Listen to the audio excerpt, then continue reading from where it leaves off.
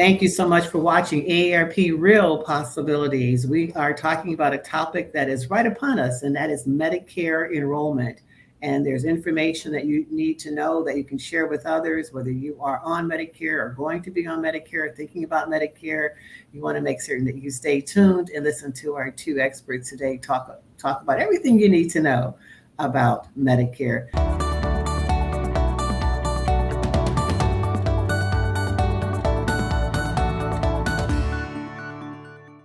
Thank you, Xavier, and thank you so much, Teresa, for being on the program today.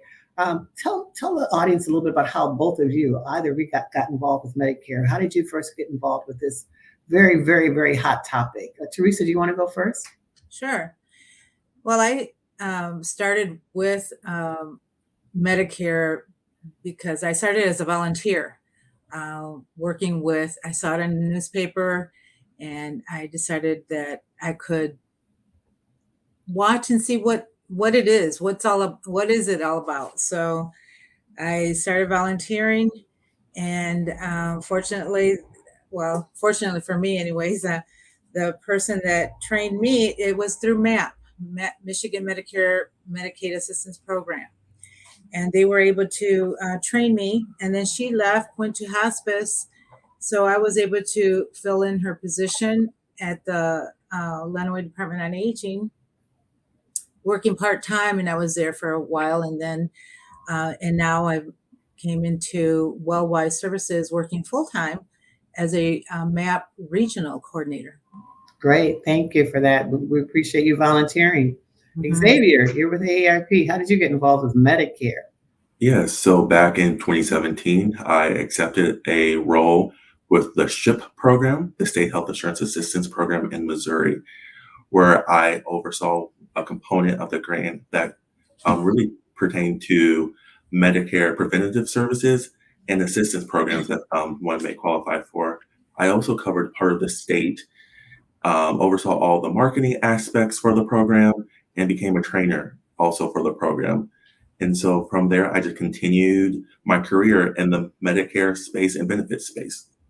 Great, thank you. So this is a good time for you all to share information with our audience, but let's first just kind of define what is Medicare, who qualifies for Medicare, and what is it? Xavier, do you want to take that question? Yes, so Medicare is a federal health insurance that people over the age of 65, those who are on disability and have been receiving payments for 24 months, that 25th month, they would be eligible. Those who have end-stage renal disease, and also those who have ALS, all qualify for Medicare. Thank you. Teresa, anything you want to add to that? Medicare, yes. Medicare is like Xavier says that it is a health plan insurance for anybody who's 65 and older, unless, of course, you're disabled. And after 24 months of Social Security disability, then on the 25th month, you automatically receive a Medicare card. And it's important for people to know whether to keep that. And usually they should keep it, but sometimes they don't, and they can get in a lot of trouble for that. So please, if you have any questions regarding that, seek somebody who knows about Medicare for that, please. So hang on to your card. So, this is the season for Medicare, people to enroll in Medicare. If someone is already working, should they still enroll in Medicare if they have insurance from their employer? If they're already working and they have full coverage through their employer and they're 65 or older, no, they do not have to have Medicare A or B. However,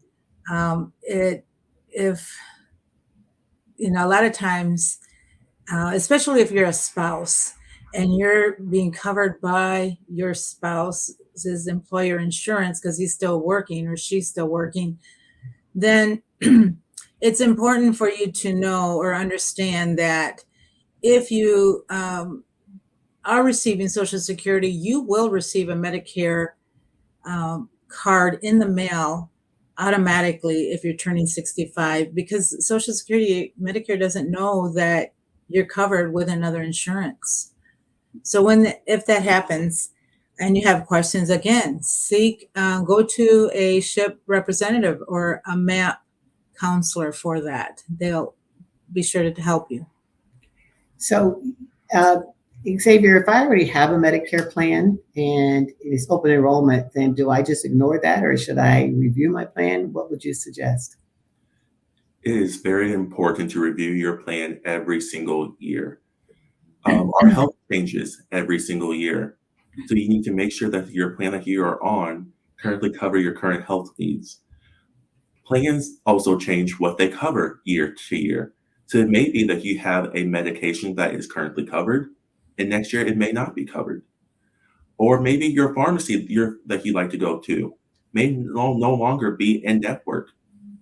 Or if you have, for example, a Medicare Advantage plan, you have to deal with an in and out of network. They are structured very similar to your employer-sponsored healthcare coverage. So you need to also make sure that your doctor is still covered. And so all of these things, even if you currently like your plan, is the reason why you should still review every year and year in.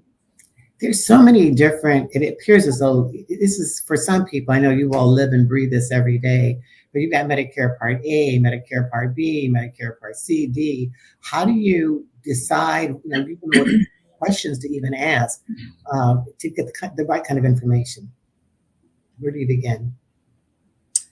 So during Medicare open enrollment, and you have all these questions, I always say go to a area agency on aging, which is what we are, or your nearest department on aging. Ask those questions. We're not going to charge you to ask a question. So it's important for you to, during that time, to know that you can join or drop or switch to another Medicare Advantage plan if that's what you have, or you can switch from your original Medicare to a Medicare Advantage plan, or you can even join a Medicare drug plan if you're in original Medicare, because not oftentimes, but I have come across where people have their Medicare card and didn't know that they had to have a Part D. So this is the time, if you're not eligible for any kind of extra help, this is the only time that you can join a Medicare drug plan or switch from one Medicare drug plan to another if you're under original Medicare. And when is the open enrollment period? What is that time frame? Every year it's October 15th through December 7th. So do not come December 8th, please. It's too late. If you want to come before then, what we do is make your appointment, or we tell you it's from this date to this day, October 15th through December 7th, every year. And what does Medicare Advantage cover that Medicare regular basic Medicare doesn't cover? What does the drug plan is pretty self-explanatory, but in terms of Medicare Advantage versus basic Medicare, Xavier, what's the difference? So a Medicare Advantage plan has to cover everything that our original Medicare covers. And original Medicare are your Part A and B, which is your hospital and medical. What really draws people to the Medicare Advantage plan are all the additional benefits that they cover. For example, original Medicare does not cover hearing, dental, and vision in most cases. But a lot of times you can get those benefits with a Medicare Advantage plan. It is very important to look to see what those plans actually cover. It could just be very basic and routine coverage and not comprehensive. So it's really important to really dig into those plan details to figure out what they actually cover. And so you're not going to, when you go to like the AAAs, we love partnering, AARP loves partnering with the AAAs. They're a resource of information. So thank you, Teresa, and AAAs all over the state for all that you do. But how do you know which insurance company, who's offering the plans? How do you make those kinds of selections? Because the AAAs aren't going to offer the plan. They'll just give you the information on, what's available. How do you make that final decision? Sure. So what I do, if somebody comes to me and says, I'm looking for a Medicare Advantage plan and I know which plan I want, I can go to the Medicare.gov and quickly look at all those Medicare Advantage plans in the area. So we're in Region 2. We have Hillsdale, Jackson, and Lenawee counties, and I can tell them exactly what plans are available. I tell them, I can give them some of the benefits. What I do tell them also is that I can't tell them exactly what type of, I always say they have some dental, some vision, some hearing, some over-the-counter costs. But if you're, and when I say some, I mean some dental, it could be one dental cleaning instead of two dental cleanings. Those are the kind of details that I can't tell them, and they have to seek an insurance agent, preferably somebody they know, that they can talk to in person, so that they can get the right information. Maybe an independent agent, I'll tell them as well, because oftentimes if you're selling a certain plan, you might just want that certain plan and think that that's the best plan available, when there might be 48 in your county. And so is there advice on, do you rank agents at all, or insurance companies, or it's up to the consumer, the person, to find the best agent? It is up to the consumer. We're not allowed to rank or provide that information. We try to be as objective as possible whenever we see somebody to come in, and it's a personal choice is what I tell them. It's very personal, actually, because nobody knows your health needs better than you yourself. And you can always ask a neighbor, ask a friend, someone that you know, if they're using a particular agent. Just a referral if they're happy with who they have. Because a lot of times, particularly older adults, they just don't know where to go to get information. A lot of younger people don't know where to go to get information, or how to research that out. Any other tips, Xavier, for folks who are looking for the right agent for them? I think you hit it right on the head. Talk to the people that you trust and see if they've used anyone. If you're computer savvy and you can go online and do some research, look at their reviews and see what other people are saying as well there.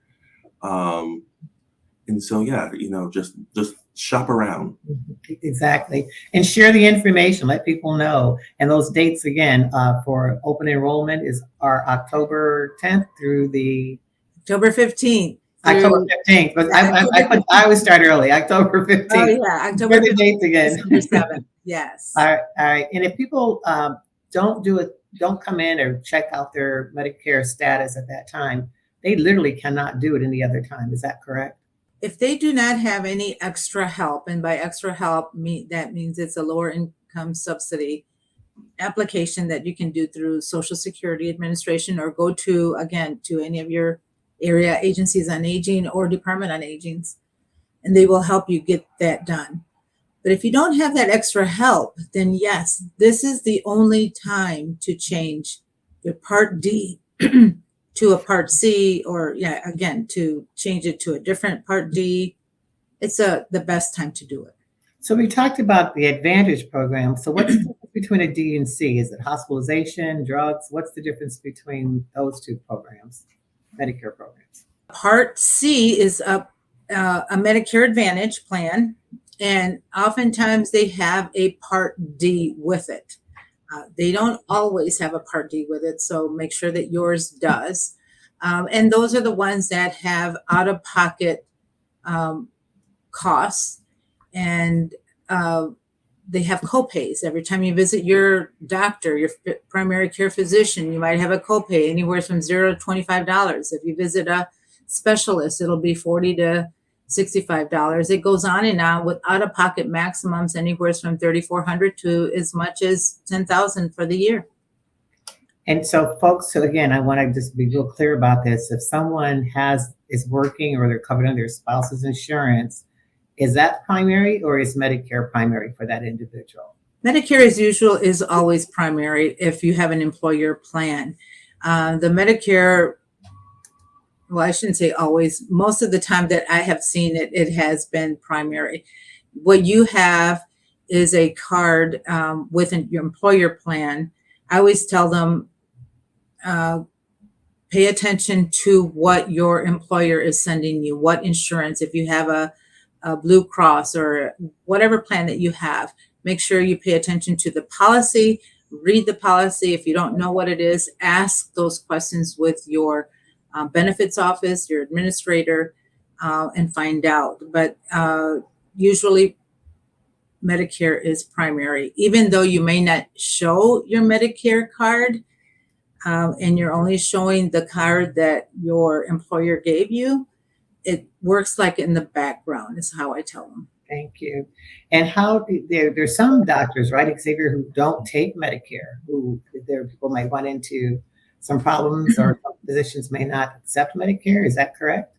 So most physicians are going to accept original Medicare. You might get one or two that won't, but most will. Where you really run into the issue is with the Medicare Advantage plans, because they are just like your employer-sponsored healthcare, right? You're going to have your HMOs, your PPOs, so you're going to have to deal with in and out of network. And you may also need a referral to go see a specialist or anything like that. Okay, so people really need to talk with someone. If you're uncertain, you really need to talk with an agent or talk with someone from the AAAs, or if you don't have direct access to someone from AAA, we say AAA, Area Agency on Aging. Is there any other place to go to get advice? You can go to a credible, I always say a credible insurance agent, one that you trust, one that you know, or like you said earlier, if you have a neighbor that knows a certain insurance person that they always go to and very trustworthy, absolutely go to them, because they are licensed. They should be giving you accurate information. But Xavier is correct. I mean, once you go out of state, those Medicare Advantage plans could change considerably. They may not even accept your card if it's an HMO, for example. So be aware. If you're traveling out of state and you think your Medicare card's or your Medicare plan is going to cover you, you want to triple check that before you go. Yes, because you have in and out of network costs all the time. Yes. And the Medicare Advantage plan are very regional based. It might not even be out of state. It could just be county to county. Sometimes how specific they can be. Well, that's excellent advice. So a lot of people like to, travel south for the winter months, and they think their Medicare is going to cover them, and then something happens and they find out they're not covered there. So you want to make certain that you check that out. You mentioned the prescription drug plan as well. Talk a little bit about that. So if you have a Part D, and I would say Part D for drugs, if you have a prescription drug plan under original Medicare, then of course, the good thing is that you can use your prescription drug plan anywhere in the United States. The thing about those is that usually those plans might have a preferred pharmacy. So if you go to Florida, like you go every winter, you probably know what pharmacies are available in that town, in that city. So usually, it's been my experience anyways, when they know they're going to Florida every winter, they say, Teresa, I need a plan that's going to accept WellCare, or will accept Walmart rather, or Walgreens or CVS, any of those big pharmacies, because they might not have a Meijer or your hometown pharmacy in Florida. So you want to be sure that your drug plan is going to be accepted in one of the bigger pharmacies. Do you have to have a separate drug plan? Is that advised? You do not have to have a separate drug plan. So, for example, if you are a veteran, veterans might have a drug plan with the VA. Or if, like we said earlier, maybe you're already covered with your spouse's insurance and they're taking care of that. You don't have to have that Part D with Medicare. Or if you have, so that would be an employer coverage plan. But otherwise, yes, you'd want to make sure, find out, go to an area agency on aging, a MAP counselor, a SHIP representative, find out, is this going to apply to you? Because what you don't want to do is not have a prescription drug plan when you should have had it, Right. then you're going to have some real serious penalties. That's right. Even though AARP is working really hard to get those prescription drug costs down, you still need to have a drug plan, no matter what. We've got about 30 seconds or so left in that amount of time. Xavier, there's also an AARP website, is there not, that people can go to get more information? There is. You can go on AARP's website, and just kind of search around. There's a lot of great tools, not only for open enrollment, but for everything Medicare. We also have a really great online tool called the Medicare Enrollment Guide that can assist people during the time of their initial enrollment period. That's excellent. But whatever you do something. Make certain you talk with someone, you get information, you share this information with someone else. If you're 27 years old and you're listening to this, share the information with someone else that you know, because you only have a short window, and that window of time to enroll is October 15th through December 7th. December 7th. So let's get busy. Thank you so much, Teresa. Thank you, Xavier. We appreciate you sharing this information with us and with our audience. And thank you for listening to AARP Real Possibilities. Thanks, everybody. Driving and giving up driving, if you've been independent all of your life, is very, very difficult. Thank you for being here to talk about modes of transportation. So tell us a little bit about how to make a decision about whether or not someone should be giving up driving, or a loved one in particular. That conversation is a very difficult conversation to have. I've had it with my own mother, and she is still driving and almost 90. But oftentimes we find that in a third party trusted person is the best one to have that conversation with your loved one, such as a physician. And a lot of that can be dependent on how the driver is able to actually conduct the driving experience. The thing about CATA is that we don't want to take away the access to freedom and independence, and so that's what we provide. We remove that barrier and allow the driver to continue to have access to services, go to medical appointments, visit with family and friends, so that that quality of life continues to be available to them. And that's so important. And it's not about going to a bus stop and getting on a CATA bus. There are other options for people that are a bit more private, and they should explore those options. That's correct. We do have several demand response, curb-to-curb services that are scheduled in advance for drivers to take advantage of. And do people need to qualify in order to take advantage of those, or if you just call, or what's the process? For SpecTran, they would need to qualify, and there is an application process to that, and that application is available at cata.org/SpecTran. It is reviewed by an independent third party, and that is Disability Network, capital area. Good organization, yeah. Thank you so much for being here. Appreciate it. Hi, Chris. Good to see you again. Today, I want to ask you a question about taxes. Sure. People have their savings, their 401ks or whatever, and their pre-tax. But how do taxes affect people in their retirement savings? Well, that's a great question, because when I sit down with families as a certified financial planner and certified LO attorney, a lot of times they've saved all of their money in pre-tax accounts like 401ks and IRAs, defer paying taxes. And then a lot of times they're surprised that when they have to pull this money out, they're taxed on that. And sometimes people are at the same, if not higher, tax bracket in retirement than while they're working. And we've had a lot of big tax law changes, and I think right now taxes are one of the biggest risks and biggest opportunities. Wow. Because most people think taxes are going to go up in the future, like we're $32 trillion in debt. And then we had the Tax Cuts and Jobs Act that says taxes across the board are going up 3 to 5%.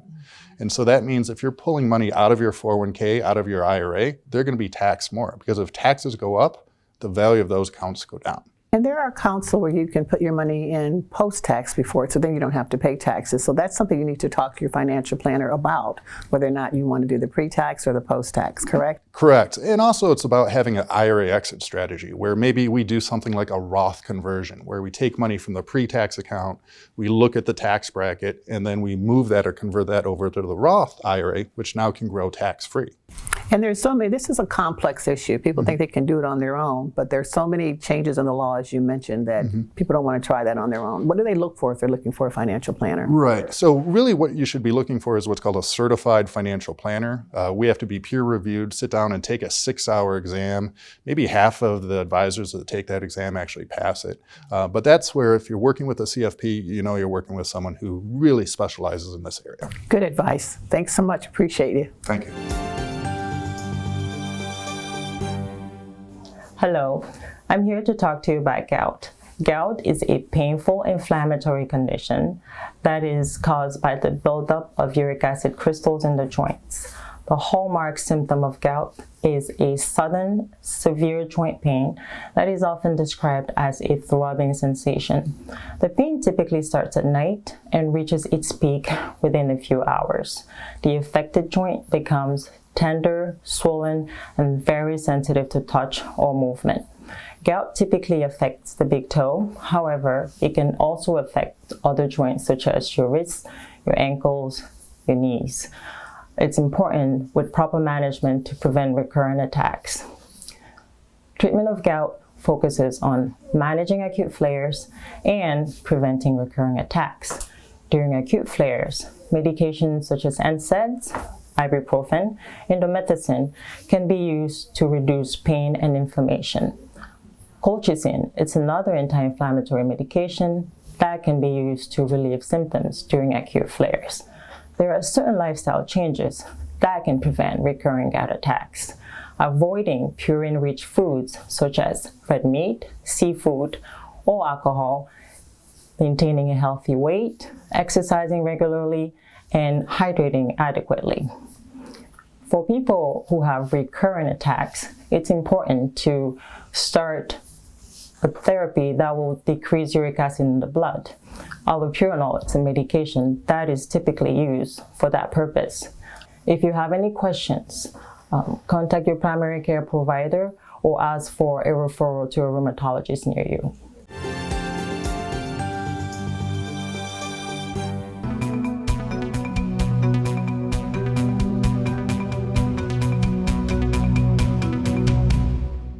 Thank you for watching. Take this information that you learned today and share it with someone else. Hopefully you got some news that you can use. Thanks for watching Real Possibilities.